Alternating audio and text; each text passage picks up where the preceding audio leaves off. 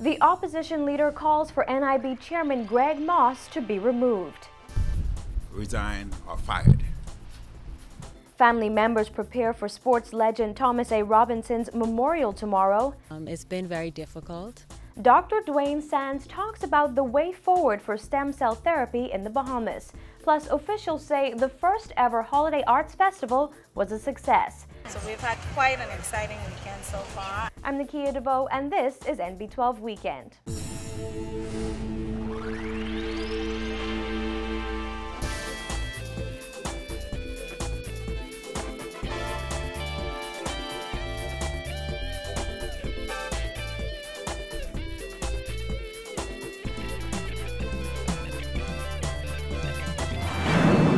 Again, welcome to NB12 Weekend. Thanks for spending your Sunday evening with us.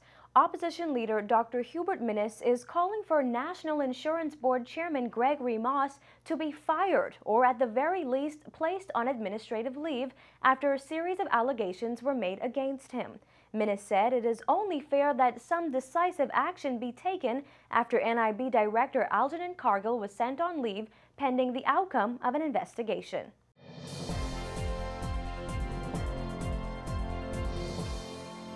The Prime Minister should ask Moss to resign or he should fire him, after which a thorough investigation should be done in NIB. NIB Director Algernon Cargill documented alleged concerns raised within NIB about Moss's spending habits through use of his NIB-issued corporate Platinum Visa credit card, which Minister of Labor and National Insurance Shane Gibson reportedly didn't know he had. The claims are a part of Cargill's affidavit submitted in support of the legal action he has taken against NIB and Moss, who has made a series of damning allegations against the director. Last month, Cargill was sent on administrative leave pending the outcome of an audit launched after the allegations. Minnis said it is only fair that some decisive action also be taken against Moss. So that is a very, very serious issue. And NIB and the establishment place Cargill on administrative leave, pending investigations, etc. Moss has to be investigated. Moss also allegedly instructed the NIB board to give $15,000 for heart surgery for a Grand Bahama patient, which was outside NIB's policy and the National Insurance Act and regulations. Prime Minister Perry Christie told our news team last week that he only learned of the allegations against Moss on Thursday and said he will have Attorney General Alison Maynard Gibson advise him on the allegations. Minnis says while the Free National Movement welcomes the move, they said Christie took too long to take action. According to Minnis, he brought up many of the issues mentioned in Cargill's affidavit in Parliament on November 1st. For the Prime Minister to say that he's just becoming aware of this, the records would speak for itself in Parliament. I brought it up before, so all they have to do is look at the records. When I brought those up, they said nothing. These were put forward in Parliament. They never answered the questions yet. But now I see it's now fulminant in the press, so the press, all the questions are being responded to. Minnis says the government should do a thorough investigation of NIB and says the opposition has much more to reveal about the organization. Nakia, all I say is stay tuned. You can read much more about what's in Cargill's affidavit regarding Moss and concerns expressed to the Prime Minister in tomorrow's Nassau Guardian. Police are tonight on the hunt for a man who shot a 14-year-old girl several times this morning during a reported attempted robbery. According to police, the teen was walking on Catherine Street in Nassau Village just before 9 when she was approached by a man who demanded cash. Police say the teenager was shot after she informed the gunman that she had no money. At last report, the 14-year-old was in hospital in critical condition. Officers say they're following significant leads.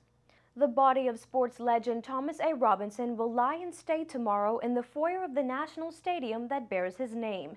And Robinson's son and daughter told us how the family is coping with the loss as it prepares for the viewing at his state funeral this Wednesday. One day at a time. It's been very difficult. At this time, I think we're just so busy, keeping ourselves busy. Robinson's daughter, Erica Robinson, said her father was a great man in public and private life. She was born after his successful track career, so to her he was just Daddy the hero. Robinson passed away early Sunday morning at the Princess Margaret Hospital after fighting stomach cancer for about 5 years. His weight had gotten down to around 120 pounds. According to close friends of the track star, his breathing became labored last Thursday, and just before 7 Sunday morning, his heart just gave out. He never gave up during his fight with cancer. Mentally, he never gave up. It was his time. God decided that it was his time. He didn't want him to suffer any longer, but mentally he was always prepared to fight. And that is what we do as a family also. We're going to stick together, and although it's very, very, very painful, we have each other, you know, and we were raised that way through his guidance. And so we must do whatever it is that we feel like he would want us to do. Robinson left behind 4 children, daughters Tania and Erica and sons Cyril and Scott, and many more close-knit family members. Biologically, he belonged to them, but the entire nation claimed Tommy Robinson as its own, and his death affected many people who continue to express their sadness and condolences to the family. Cyril Robinson says he finds comfort in the nation's love of his father. To hear the persons who call, many of which I don't even know, I've never even met before, but for them to somehow find my number, to give me a call, to tell me what my dad did for them, how he inspired them, that has given me inspiration. It's given me the will to continue on, and I recognize this is a difficult time for us, and surely it is, but with all the encouraging words that people have given us, calls of encouragement, letters, emails, just texts, you know, it helps. It definitely helps. It doesn't bring him back, obviously, but the memories that we have, as well as now the memories of which other people are sharing with us, it definitely is a help. A state-recognized funeral will be held for Robinson at Christ Church Cathedral on George Street on Wednesday at 11 a.m. Tomorrow, government officials and other dignitaries will view Robinson's body at 9 a.m. Members of the public will be able to view the body from 10:30 a.m. to 8 p.m. Also tomorrow, students will participate in a memorial service at the Thomas A. Robins Stadium at 2 p.m. The public is invited to attend. In other news, the recently appointed Stem Cell Advisory Committee is making headway in its task of coming up with recommendations for the regulation of stem cell therapy. That according to committee member Dr. Dwayne Sands. And when I say actively working, we've been trying our very best to get as much of this work done as quickly as possible. We will then submit a report to the government and suspect that that report will be the basis of any further direction by the government of the Bahamas, the Ministry of Health, and the Minister of Health in particular. Sands says several suggestions have been decided on, but he could not reveal any more information. The government is exploring the increasingly popular medical procedure, which health officials say could enhance medical tourism and develop health care in the country. Health Minister Dr. Perry Gomez appointed the task force early last month to explore all ramifications before any regulations are recommended. Our goal is to draft a policy which is appropriate for the Bahamas, looking not only at the science of this very exciting field, but the ethics and the morality. The committee is made up of people from the medical, religious, and legal communities. The proposed implementation of stem cell therapy in the Bahamas has sparked a controversial debate. However, Sands says only a limited area of stem cell therapy is controversial, and they're finding that many people do not have issues with adult stem cell therapy. Where the challenge lies, he said, is the use of embryonic stem cells. Sands believes that if done right and ethically, stem cell therapy could have major benefits for the Bahamas. And so what the Bahamas is trying to do is to look at this issue and to determine where does the Bahamas want to stand on all aspects of stem cell therapy. Now, because this committee is actively deliberating, I'm not going to reveal some of the thoughts, some of the decisions that have been made, only to say that we realize that this is a very, very important field because it has huge potentials for the development of healthcare. And we see the Bahamas as very, very conveniently and strategically positioned to be a major player in the development of this and other types of medical tourism. The committee is expected to deliver its report within the next 40 days.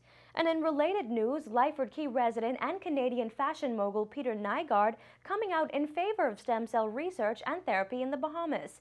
Nygard, who for the past 3 years has been investing in stem cell research around the globe, lauded the government's move to establish the groundwork for the therapy. He's called it positive, potential for the country, explosive, and predicted it will become an industry unto itself in the coming years. We're sitting in a cusp of really revitalization of our whole medical field. These discoveries in the world of stem cells are dramatic. The world is racing to get into that business. The whole world, every single country. To China and Far East, Korea, Japan, it is a race. It's essential. It's absolutely essential for Bahamas to embrace what is going on right now. I couldn't compliment the Prime Minister more in terms of getting on his agenda and actually establishing himself as the leading country in the world that really is welcoming the people in the world of stem cells to its country, and to do business over here, and to use this as a venue, as a host country, where the highest level of stem cell medicine, genetic medicine, tissue medicine, all these new discoveries is going to be practiced. Nygard also said stem cell therapy could establish the Bahamas as one of the biggest medical tourism centers in the world.